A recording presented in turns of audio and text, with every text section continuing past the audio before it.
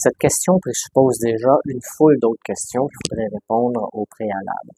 On pourrait évidemment commencer ou partir d'une définition qui vient du dictionnaire, telle que le martinisme est la doctrine mystique de Claude de Saint-Martin, qui considère le Christ comme intermédiaire unique avec Dieu. Mais on se rend rapidement compte que cette définition n'a pas été écrite par un martiniste. On pourrait au moins utiliser le vrai nom de Louis-Claude de Saint-Martin. Donc, il faut partir d'une définition qui est beaucoup plus complète. Je dirais que l'ordre martiniste est une chaîne d'hommes et de femmes de désir qui, sans distinction de sexe, race, nationalité, foi religieuse, conviction politique, classe au niveau social, réunissant ses associés en cellules, qu'on appelle des groupes, a pour but le perfectionnement et l'élévation spirituelle de l'humanité par l'étude, la connaissance et la pratique de la tradition initiatique. Donc ici, on a une définition beaucoup plus complète, dont je pense qu'il faudra revenir pour vraiment décrire, puisque chaque mot a vraiment une importance qui mérite d'être approfondie pour bien comprendre.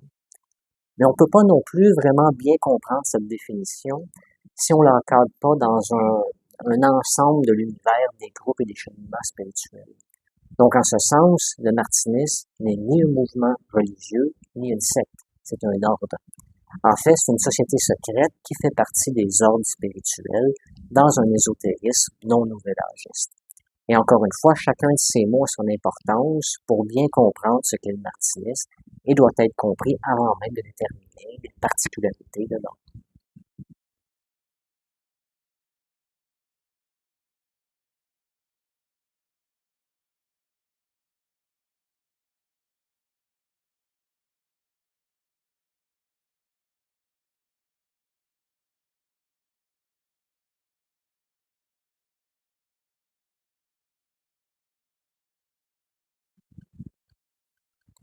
Je reviendrai sur le terme nouvel-âgiste. Commençons plutôt par définir qu'est-ce que l'ésotérisme. La plupart des gens vont associer le mot ésotérisme, dans le fond, à son étymologie, qui vient de soit ésotéros ou ésotérikos, qui signifie à l'intérieur. Mais en fait, c'est pas une définition, ça c'est une origine étymologique. Je préfère de loin utiliser une définition comme celle de Tiriacan, qui est un sociologue des religions, qui va dire que c'est une philosophie religieuse, donc un attrait à la sagesse de se relier, qui va incorporer les techniques et les pratiques ésotériques. Donc, on voit vraiment tout ce côté pratique et non pas simplement passif de l'ésotérisme. Il s'agit du terrain des connaissances nécessaires pour les procédures occultes. C'est une connaissance secrète de la réalité des choses, transmise par un petit nombre qui a été ritueliquement initié par ceux qui connaissent déjà le secret. C'est une connaissance de l'humanité et de son environnement qui permettra par le développement intérieur de se libérer. Ou encore une autre définition, celle que probablement je préfère, qui vient d'Antoine Fèvre et qui relie à l'étymologie non pas de ésotéros, mais de ésotodos, qui veut dire des techniques pour atteindre l'intérieur. En ce sens, l'ésotérisme, même si c'est souvent associé à un secret, le secret n'est pas pour cacher à des gens, en fait, c'est pour découvrir ce qui est caché à l'intérieur de nous-mêmes. Et pour ce faire, il va y avoir différentes approches et différents moyens pour trouver notre intérieur. Et ce sont les mêmes moyens d'expression qu'on va retrouver dans l'ésotérisme.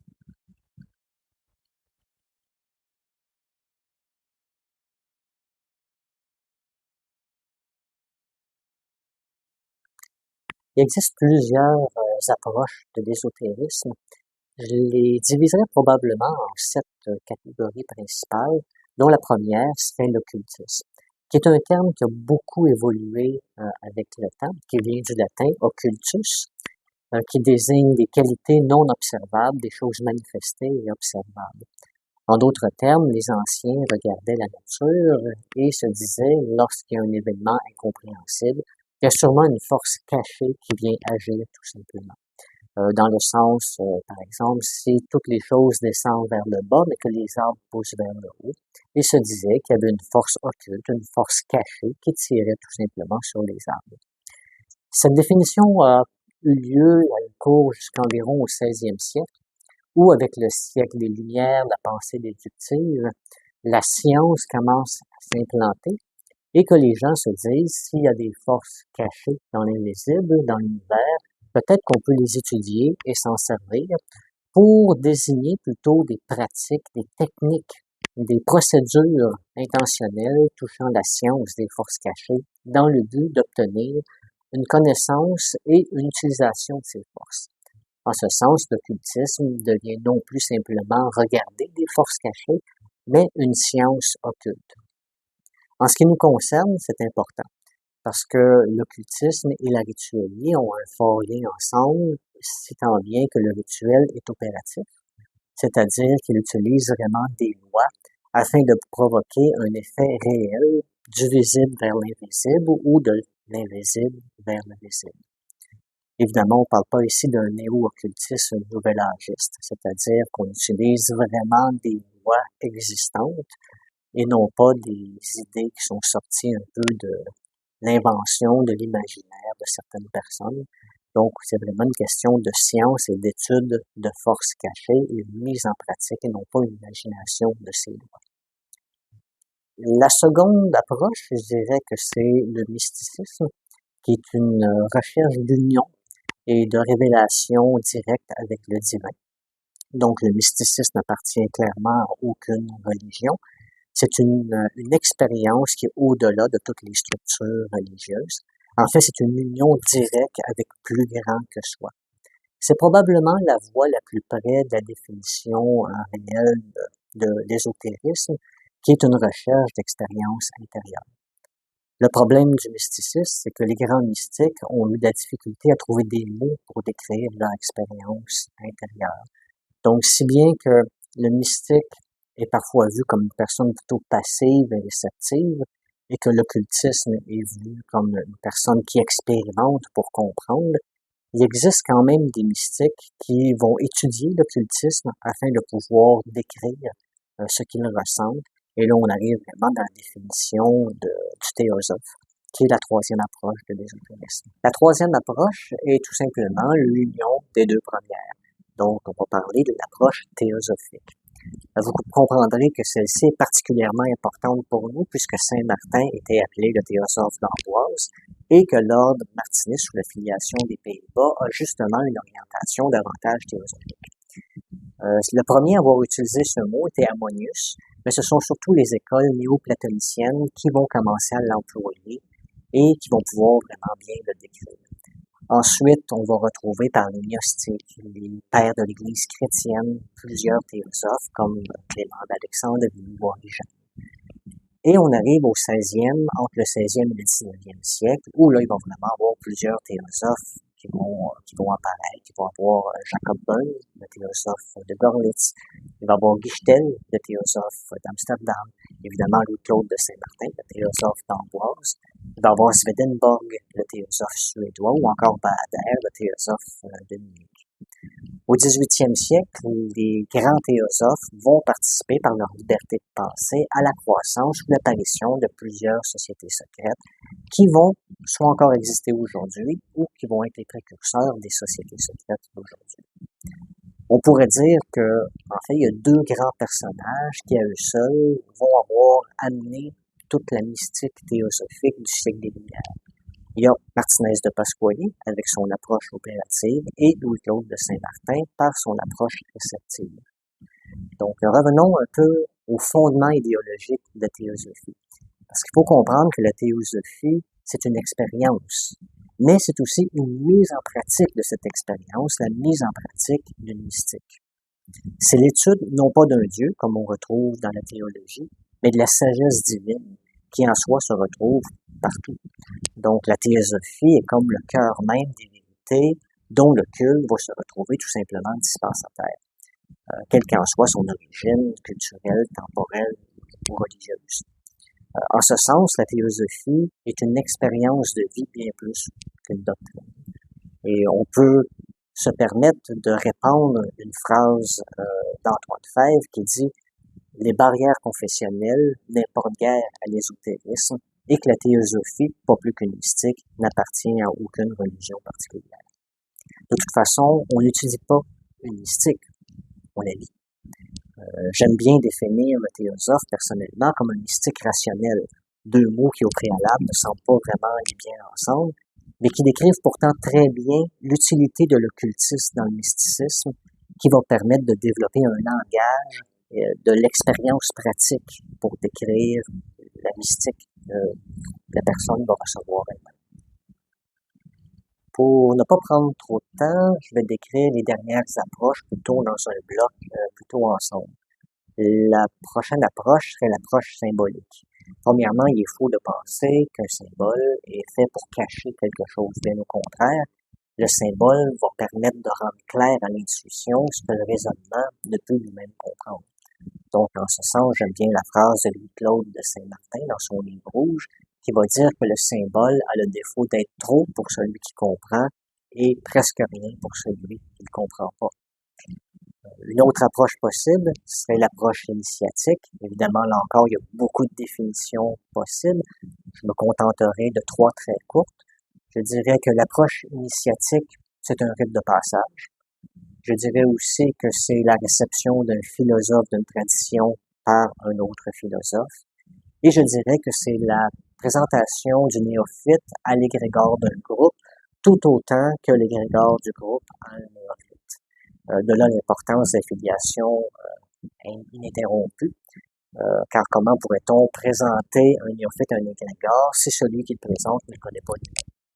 De toute façon, nous reviendrons sur l'importance de l'initiation et de l'affiliation quand nous parlerons plus précisément du martinisme. Une autre approche, c'est l'approche rituelique. Bien sûr, le rituel peut permettre de cadrer les rôles, le décorum, les règles de conduite dans l'espace-temps, mais aussi, selon les groupes, il peut servir de rite de passage, qu'il soit religieux, spirituel, symbolique ou opératif, ou magique, théurgique, ou dans les différentes sphères de la rituel. Les dernières approches, que j'appellerais pas nécessairement des approches et que je vais un peu laisser tomber, c'est tout ce qui va être davantage, non pas sur le côté transcendant de l'ésotérisme, mais plutôt horizontal du développement des pouvoirs psychiques. Donc, on ne veut pas inclure comme approche la médiumnité, la clairvoyance, qui sont souvent davantage des marqueurs personnels et non pas d'évolution spirituelle. Donc, je dirais plutôt que ces approches sont davantage des outils que des approches proprement dites. Vous comprendrez que toutes ces approches peuvent être utilisées dans le martinisme.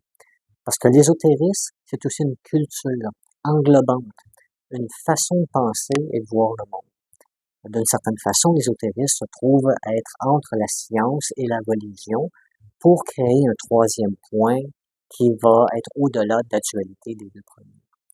En tant que culture ésotérique, le but de la société secrète va être à la fois de protéger un contenu nouveau et à la fois de protéger un contenu ancien. C'est-à-dire qu'elle va être à l'origine d'idéologies, de compréhensions spirituelles qui sont encore non répandues dans la société. En ce sens, elle va servir d'outil de développement de la société, d'évolution culturelle. Mais de l'autre côté, elle va participer aussi à maintenir une pensée dite inductive qui contraste avec la pensée déductive des sociétés modernes. Donc, la pensée inductive, c'est toute l'approche néo-platonicienne qui crée une pensée encore plus grande et plus globale de la réalité. Si Aristote affirme que la réalité est celle qui est captée par les 5 sens, Platon lui va dire que tout simplement, il vient d'en haut. Et le néo-platonisme va faire le lien entre les deux pour développer les lois de l'analogie. On peut apprendre l'une à partir de l'autre. Ce qui est en haut est comme ce qui est en bas. Donc, la pensée déductive passe simplement d'un sujet à l'autre sans être globalisante. Par exemple, je pense à un nuage qui me fait penser à de la ouate, qui me fait penser à une oreille. Mais en fait, il n'y a aucun lien entre le nuage et l'oreille. Donc, il faut apprendre à développer toute cette pensée inductive, qui est la doctrine des correspondances universelles, dans laquelle nous retrouvons toutes les correspondances entre le microcosme humain et le macrocosme cosmique, des correspondances entre le temple intérieur et le temple extérieur, des correspondances entre l'humain et la nature, parfois appelé le livre de l'homme et le livre de la nature, et plusieurs autres qui vont démontrer toujours l'interdépendance universelle. Et cette forme de pensée, c'est Plotin qui est le père vraiment de cette approche. Mais la forme de pensée symbolique, donc néoplatoniste, va être dite inductive, car chaque ajout va compléter l'ensemble. Par exemple, si je pense à la guérison, à un rituel de guérison, nécessairement, je peux penser à l'harmonie. Et l'harmonie peut m'amener à la couleur verte. Et c'est de cette façon, tranquillement, globalisante, qu'on va créer la base de l'ésotérisme. On pourrait donc maintenant ajouter l'archange Raphaël ou encore l'adaptabilité, ce qui amènerait à penser que pour faire un rituel de guérison, on pourrait le faire dans la couleur verte pour amener l'harmonie, en invoquant l'archange Raphaël, ce qui amènerait une plus grande adaptabilité à la personne. Nous verrions à ce moment que tous ces termes se complètent les uns les autres et ouvrent à une compréhension beaucoup plus grande qu'une pensée tout simplement déductive.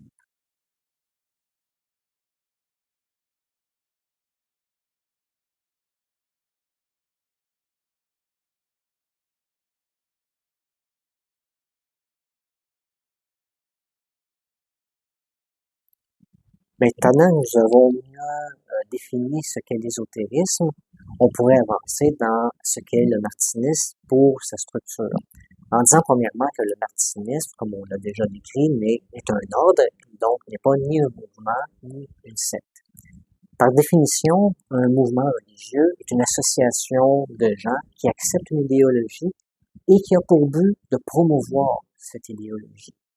Donc, il y a toute cette idée d'expansion et de prosélytisme qu'on va retrouver dans les mouvements qu'on ne retrouve pas dans le martinisme. On retrouve dans les mouvements, évidemment, toutes les grandes religions, mais aussi tous les nouveaux mouvements religieux, ce qui comprend toute l'approche nouvelle-âgiste, avec souvent un néo-ésotérisme ou un néo-occultisme peu solide et relativement assez syncrétique, qui se base pas donc sur une fondation provenant d'une sagesse intemporelle. Le martinisme, c'est davantage une société qui, non pas tournée vers le passé, mais qui s'appuie sur une fondation et une filiation de l'occultisme qui a fait ses preuves, pour aller ensuite vers le futur. Sans fondation, il est assez difficile de se tourner vers le futur dans un mysticisme spirituel. On se retrouverait à ce moment-là plutôt dans une illusion ou une canalisation astrale qui n'est pas vraiment plus haut que l'astral. Donc, le martinisme, c'est simplement un ordre spirituel. Donc, c'est une société où les membres se soumettent à certaines règles pour bien travailler ensemble et qui n'a aucunement l'intention de convaincre ou de répandre ses idées dans la société en faisant du prosélytisme. En ce sens, le martinisme n'est pas non plus une secte, qui est aussi un mouvement religieux qui tend à répandre une idéologie. Une secte qui vient du terme sécaré, qui veut dire se couper, a aussi cette idée de coupure avec les croyances qui sont socialement acceptables, ce qui est encore une fois pas le cas du martinisme. Donc la secte a une logique d'intensité, de protestation contre la société, qui rend le système idéologique comme élitique et fermé sur lui-même. Le martinisme vit très bien dans une vie, dans la société de façon générale. Et le martinisme n'amènera jamais des façons de penser obligatoires. Bien au contraire, il va être davantage là pour un chemin mystique pour que la personne apprenne à évoluer par elle-même. Ce sont des gens qui vont travailler ensemble, mais pour le bien des autres, sans élitisme égocentrique, ni à l'intérieur, ni à l'extérieur du temple.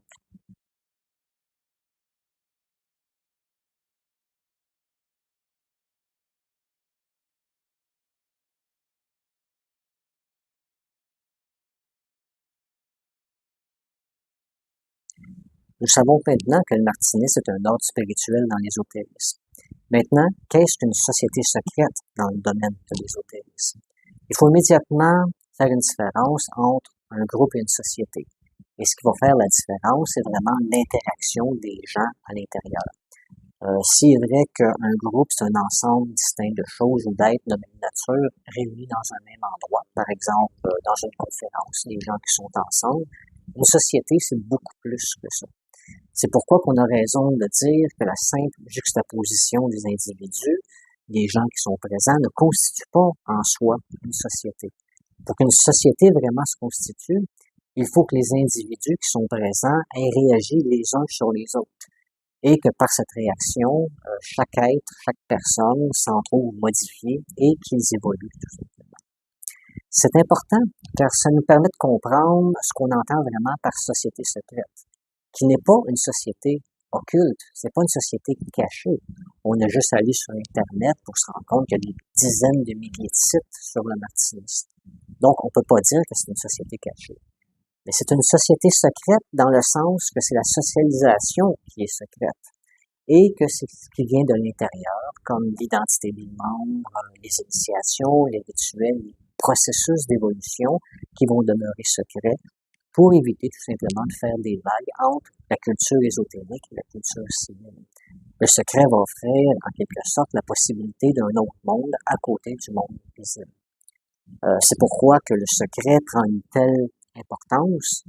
C'est aussi parce que c'est la première relation réciproque qui s'installe entre les membres et qui va créer cette confiance réciproque. En simple, pour qu'une personne soit membre d'une fraternité, elle doit être en harmonie avec les autres membres. Il y a quand même des facteurs qui vont influencer directement l'interaction entre les membres. Le premier facteur est probablement le nombre de membres lui-même.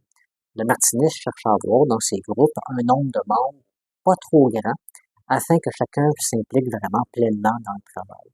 Mais aussi pas trop petit, de façon que l'opinion collective puisse rester objective et juste. Si j'ajoutais un deuxième facteur, il faudrait que je parle de l'autoconservation de la société elle-même. Ici, nous avons toute cette idée de conserver l'identité de la société, même si les membres changent avec le temps, de façon que l'ensemble reste cohérent et ininterrompu dans le temps. Donc, pour les sociétés secrètes, la force de conservation va se retrouver dans trois interactions. La première, dans la fraternité initiatique elle-même. La seconde, dans le rituel. Et la troisième, dans la continuité des fonctions. De façon que le départ des anciens membres et l'arrivée des nouveaux va se produire progressivement et de façon continue, tel que le groupe reste une entité cohérente. Bon, nous venons de nommer le troisième facteur, qui est l'attribution de fonctions précises. En plus de permettre de conserver des caractères stables dans la société en émettant des responsabilités bien déterminées, chacun va savoir ce qu'il a à faire selon son grade, selon sa fonction. Cette aisance va permettre un calme mental et donc une plus grande disponibilité pour les échanges et les interactions. Si j'ajoutais un quatrième élément, quatrième facteur, il faudrait nécessairement que je parle de l'absence d'élitisme. Je sais que certaines personnes qui connaissent très peu les sociétés secrètes ont beaucoup écrit sur ce sujet et souvent dans des termes relativement faux. Comme nous avons dit dès la première définition du martinisme, il n'y a aucune distinction entre les membres. Donc le travail ne se fait pas sur un plan de la personnalité. Il y a une différence de rôle, oui, mais certainement pas un élitisme personnel.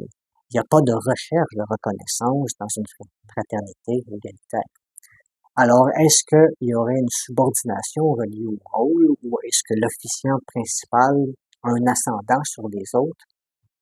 Lorsqu'un ascendant est déterminé pour diriger un groupe, il est en vertu de ce qu'il est, de ce qu'il a fait, de ce qu'il a démontré, et ce, sans intérêt particulier, justement pour le pouvoir de la fonction. Il est celui qui met le plus en pratique ce qu'il enseigne et, de toute évidence, effectue le plus de travail. Donc, bien que le dirigeant soit supérieur de par sa fonction, il y a une différence importante qui s'impose. Celle qu'il est respecté, non pas seulement pour le travail qu'il demande aux autres, qu'il fait accomplir par les autres, mais principalement pour son propre travail que lui-même fait, de ses dires, de ses actions, autant dans le temple qu'à l'extérieur du temple. Donc, le dirigeant va utiliser son pouvoir de décision sous l'autorité de sa fonction et seulement pour le bien du groupe en général. Donc, la relation de supériorité de fonction disparaît dès que la fonction s'arrête avec la fermeture du temple. En d'autres termes, s'il y a une supériorité de fonction, il n'y a pas de jeu de domination ou d'ascendant sur les autres, parce que chacun est responsable de lui-même.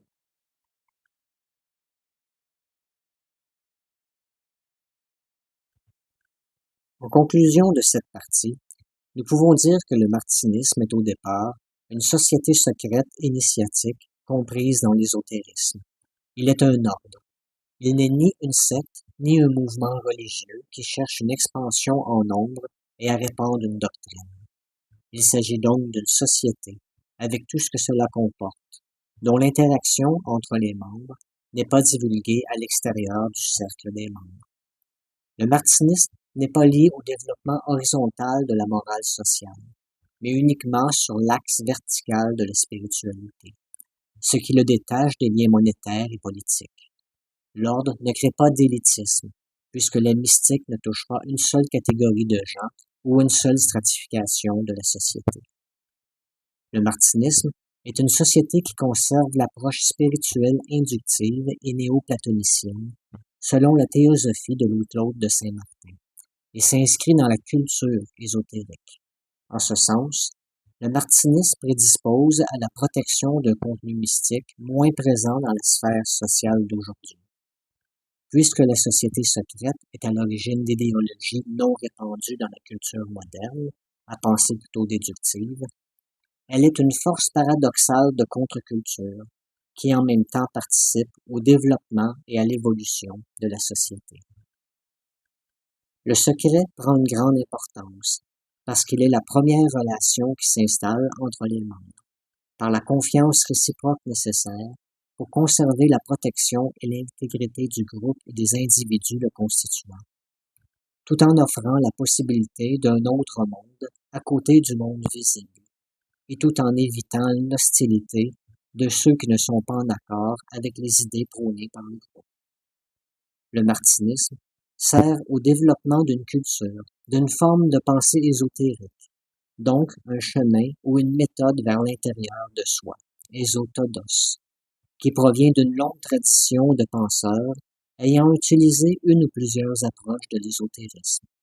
C'est pour cette raison que nous ne pouvons pas classer le martinisme uniquement en rapport à son approche, car bien qu'une approche puisse être favorisée par la société, il faut se souvenir que ce sont surtout les gens qui forment la société, et que ceux-ci peuvent avoir chacun leur approche, tout en étant solidaires de la même société, puisque tous unis dans une même culture ésotérique.